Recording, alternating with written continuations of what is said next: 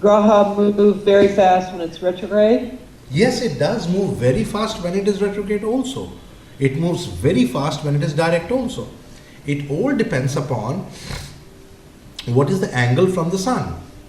Movement normally depends upon the angle from the sun. When the planet is about, let's say these exterior planets.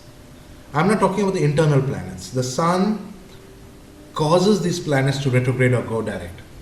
Now, when we talk of Jupiter, Mars and Saturn, when the planet is 120 degrees from the sun, it tends to slow down and become stationary.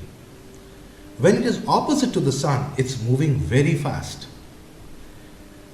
And it is because of this that the pain that a planet can cause opposite to the sun is much more than when it is a trine to the sun. That is why we come to what is known as Trikona Drishti. So therefore, we learn an important thing. That means when planets are in trines to each other, they tend to be more in harmony. Because they are not pushing each other.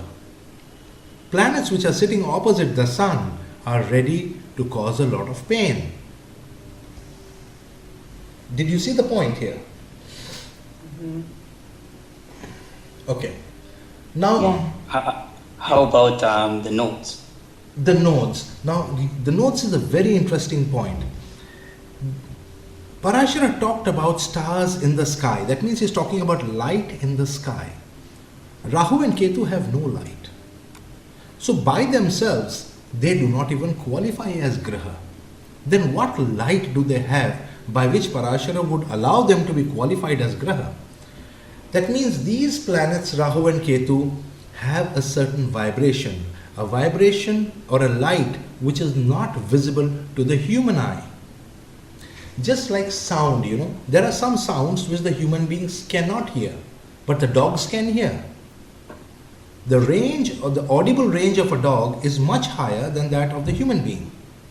Similarly, the human being can only see the 7 lights, and these 7 lights are the 7 planets. Human beings cannot see 9 lights. Therefore, there are 2 lights which are not visible to human beings. To the human eye, they are not visible, but they have light. A light which is invisible to the human eye. And it is this invisibility of the light that gives them extra powers. Because they can work in what we call darkness. That darkness is darkness to us. For example, Ketu. Ketu will represent everything that is completely dark to us, that we are unaware of, we are ignorant of.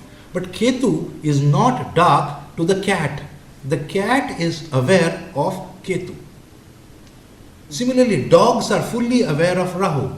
When a dead spirit walks into the room, when they say a dead man's spirit walks into a room, the dog gets up. He is fully aware that another soul has crept in.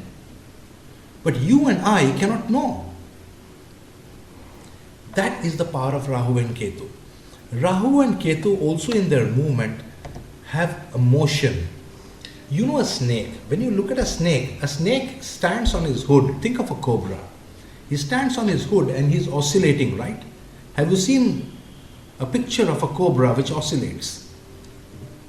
Right to left, left to right, right to left. It's constantly oscillating. A node moves like that. It moves forward, then back, forward, then back, forward, then back. That is how it moves. It's like a monkey climbing a rope, coming down the rope. Climbing up the rope, it takes 4 steps up, 3 steps down. 4 steps up, 3 steps down. Like that it moves. Based upon this movement, we have 2 movements of the nodes. One is called the true node and one is called the mean node. What is mean node? Mean node is that which averages the vibrations or the oscillation of the node. Whereas true node is that which is exactly seeing the position of the hood of the snake.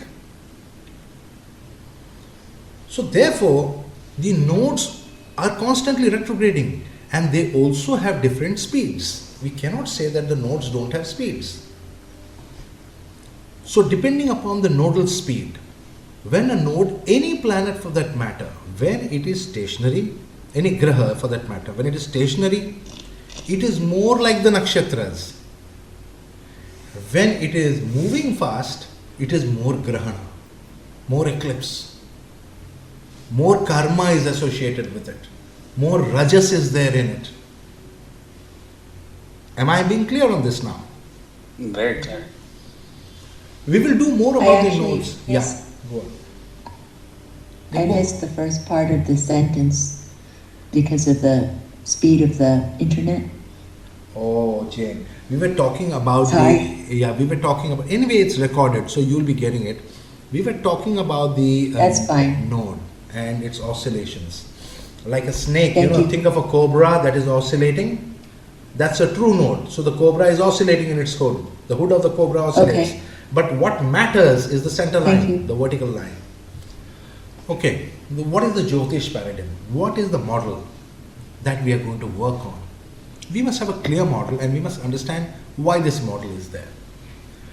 Firstly, this model, there are grahas in this model and these grahas are moving through the nakshatra. That is the primary model. The grahas don't move through the Rashi. Do you see my point that I'm trying to make out here? The grahas are moving through the nakshatras and Rashis are created by padas contributed from the nakshatras. Okay? So therefore we can say that the grahas are moving through the Rashis also. But originally the grahas don't move through the Rashi, they move through the nakshatras. This point will have a deeper meaning when we go further down. Now therefore we have 27 fixed nakshatras. Why do we have 27 nakshatras? Because the moon takes about 27 days to go around the zodiac from point A going around coming back to that point. About 27 odd days, about 27 and a third, which is rounded off to 27. So we have 27 nakshatras. We have 12 rashis. Why do we have 12 rashis? The sun and the moon conjunctions takes about 30 days. And in these 30 days, the sun has traveled about 30 degrees. Therefore, by the time the sun goes around the zodiac from one point back to the same point, the sun and moon have conjoined 12 times. This averaging is called 12 Rashi. Therefore, we have 12 months, 12 lunar months, and there is a correction which gives us a 13th month. But primarily, we have 12 months. And when we take the sun alone and we take the 360 degrees and divide that into 30 degrees, we'll get 12 Rashi. And therefore, we see that the sun had no business to own the zodiac, because the zodiac was owned by the moon and his 27 nakshatras. But the sun came and said that, look, your nakshatras are doing nothing. Let me give them some work. Let me give them some business. And that is why 12 Rashis were created by the sun from these 27 nakshatras so that karma can be recorded. The work can be recorded.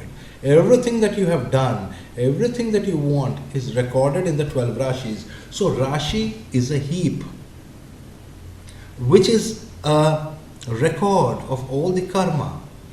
So based upon this, the Rashi is the one that is going to give you all the good or all the bad.